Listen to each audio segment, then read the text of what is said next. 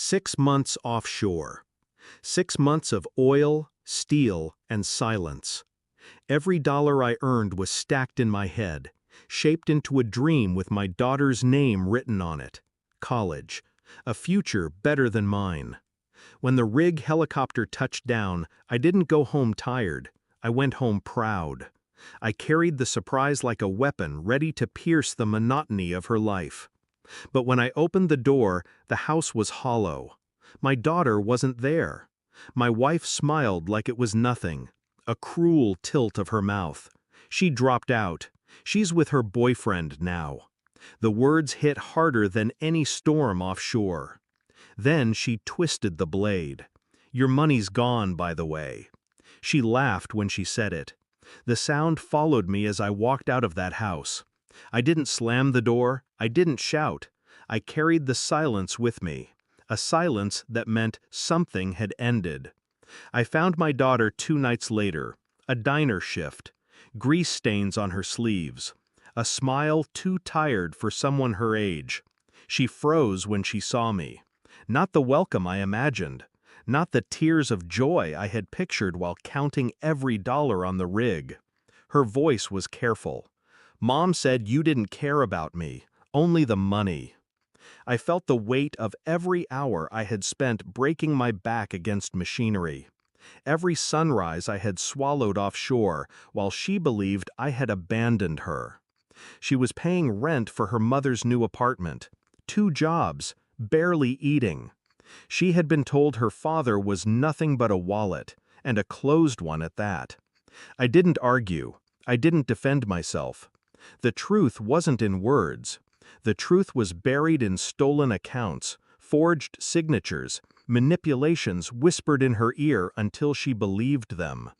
That was when I realized this wasn't just neglect, it was sabotage. My wife hadn't lost my daughter, she had stolen her. I became a shadow in my own life. I followed the money first. Bank records revealed withdrawals I never made. Transfers disguised under fake expenses.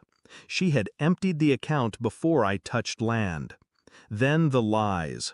Phone logs between her and the boyfriend my daughter now lived with.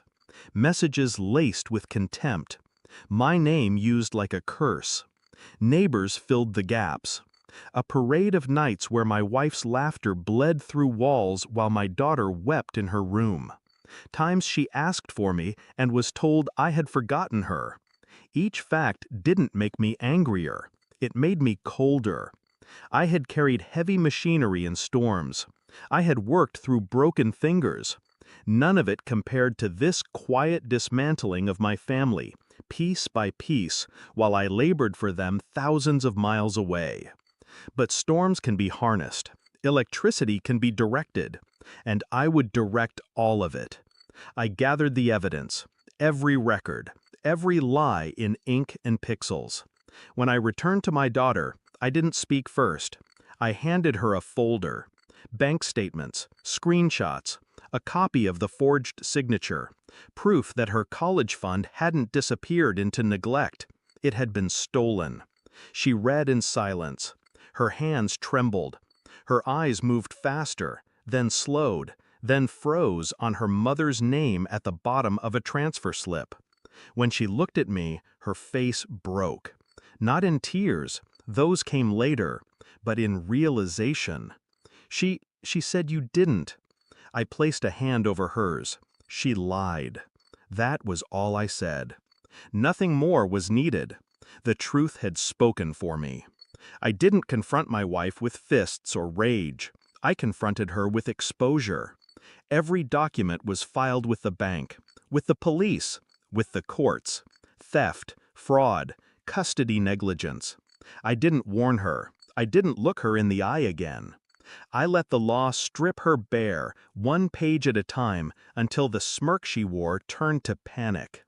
Her calls came, desperate at first, then venomous. I didn't answer. My silence was the sharpest blade I had. She lost the apartment. She lost the money. And most importantly, she lost the daughter she had poisoned against me. I don't believe in redemption, not for betrayal this deliberate. My daughter lives with me now. The scars remain.